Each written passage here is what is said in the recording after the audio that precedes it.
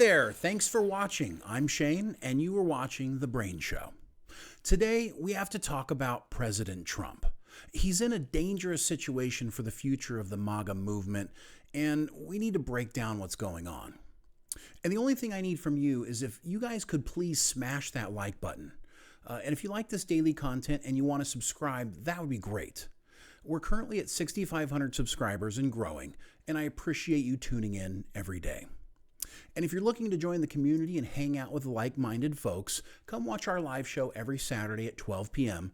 And with that said, let's talk about Trump. So the first thing we need to talk about here is that no president in history, in U.S. history, has hit the ground running to keep promises like Trump. And really, no one has been more transparent. Some of the things he's really accomplished, the border. So, I mean, he's completely shut down the border. He's really taken care of that. He's gotten the cabinet members that he wanted, that he needed to make these changes. The military, he's taken the DEI out of the military. He's kind of gotten it back to what the military is supposed to be. Doge, he's gone through, he's tried to eliminate wasteful spending, money going to places that doesn't need to be going to, countries it doesn't need to be going to, trying to shrink the spending in the government. Drill, baby, drill. He's trying to bring down energy costs. He's trying to save you money at the pump, as well as save you money in the grocery store because of those fuel prices coming down. October 7th, he's immediately addressed that as soon as he came into office. The Ukraine war, he's immediately tried to take care of that and become a peacemaker between Russia and Ukraine. And of course, he's taken on trade deficits, among many, many other things. And I would argue that he's been, especially in the first, 70 days or so, was very, very successful. And at the same time that he's been accomplishing these things, no president has received as much backlash from his opposition as Trump has. If you take a look here, you can see that he's been slapped with 92% negative coverage by ABC, NBC, and CBS in his first 100 days. 92% negative coverage. Do you think they want him to succeed? No. Everything he says is taken out of context, and it's painted in the worst light possible.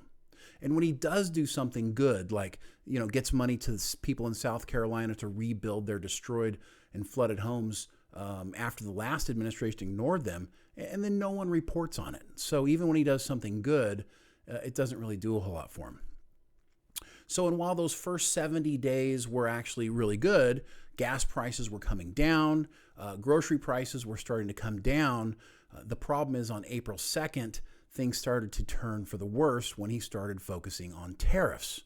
So since that time, the market has lost more than $6 trillion in value.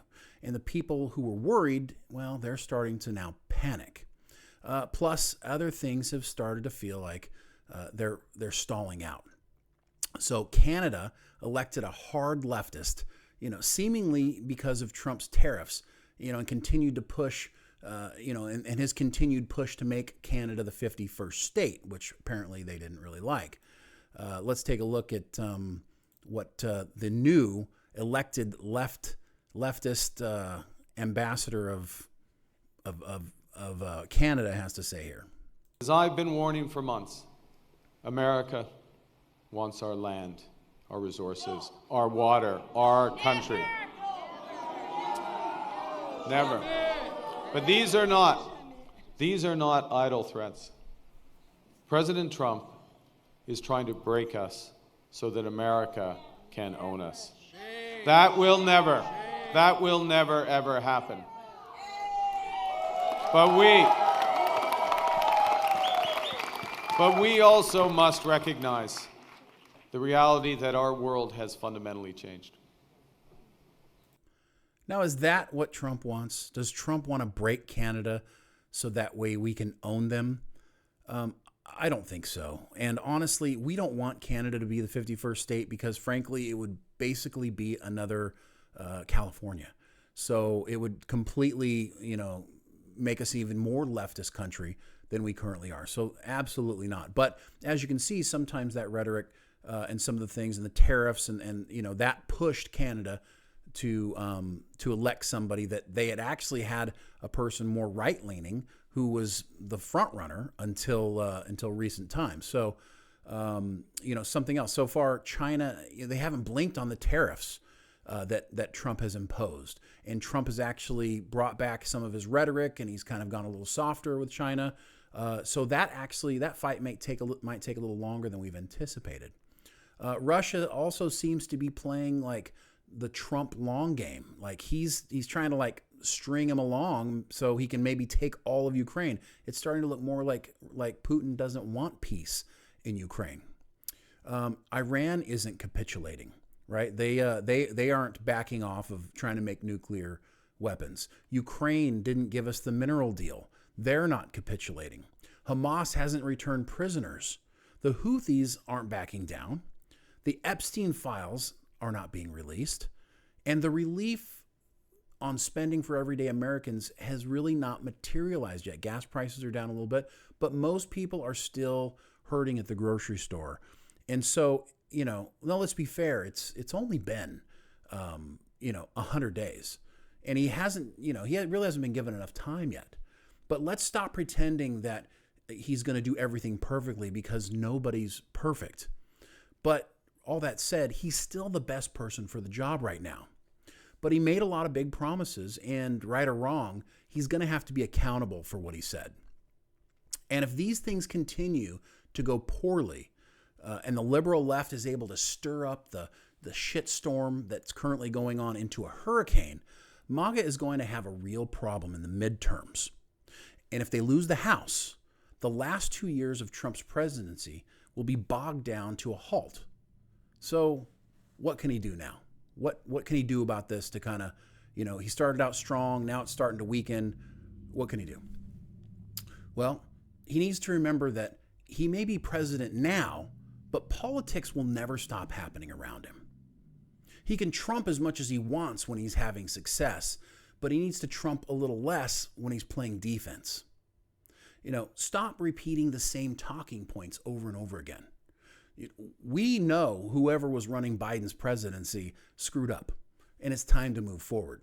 For example, this is what came out today, where the stock market actually was really poor this morning, and it was a lot of negative GPD growth.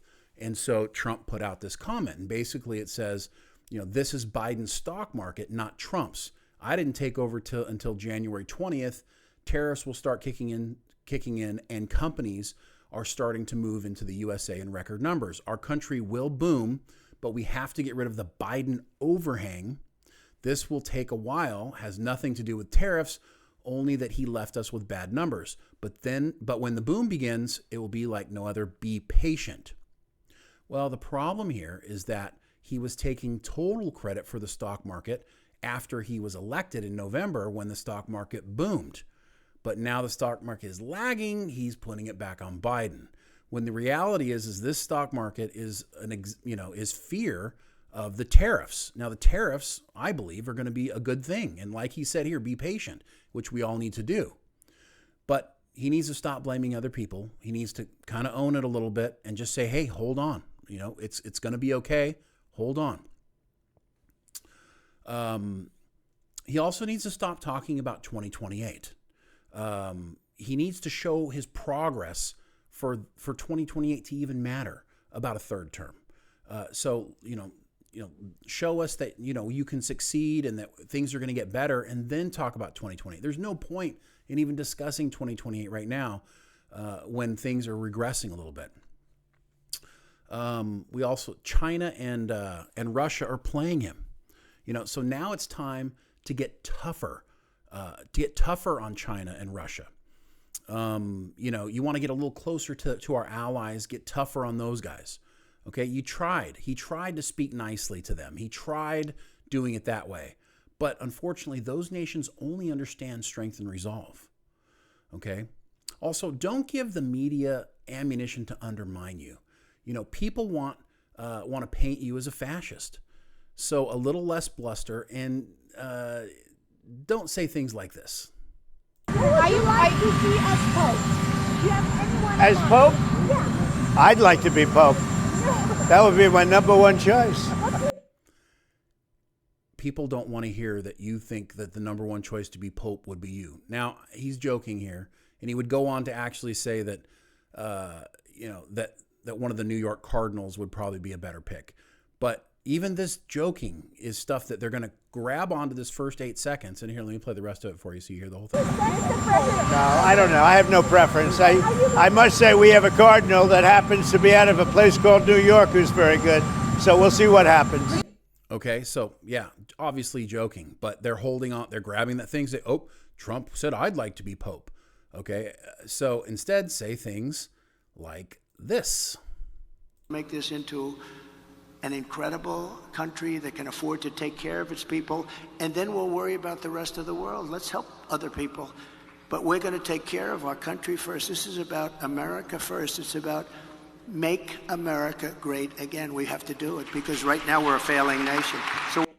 So that's what he needs to focus on. This rhetoric is the rhetoric he needs to talk about right now. Listen, we aren't going to leave anybody behind, but we have to make sure that we are correct first. You know, right now we're a disaster. We're spending too much money. We have too many problems in our own government. Before we can help anybody else, we need to get ourselves correct. And he needs to come at it from that point of view. He needs to be saying those types of things. Okay? President Trump was elected on hope. The hope that things will get better. He should make clear, that things are going to get better. He should make clear that that's what he's going for. Instead of kind of when things get difficult, he kind of backpedals a little bit and starts blaming other people. It frustrates people and makes them not trust him as much when he does that. Okay? Because the reality is that in order for him to fix things, and he needs to make this clear, that things will get a little worse before they get better. Because it must get worse first if it's going to get better. Okay? We've just simply spent too much money. And Americans, they need to brace for that. We need to brace for that. And it will get better if we do this now. And by the end of his term, it'll feel like we'll feel that benefit. We'll feel that the pain that we suffered is easing. Okay? And as a result, our children and our grandchildren, they won't have to suffer as a result of the decisions that were made before they were born. In my opinion, Trump is the right choice to get us back on the right path and to take us from a country who took care of the world at all costs to a country who takes care of itself in order to make the world a better place. So that's it. Be careful, Mr. Trump. Be careful, President Trump. You can do this, but we need to win that midterm election. So hopefully you guys enjoy this, enjoy the content, and keep showing up here every day. And of course, don't forget to catch us live on Saturdays where I'm with my brother Brian and we're doing the full show. And otherwise, we'll catch you guys next time and have a great day.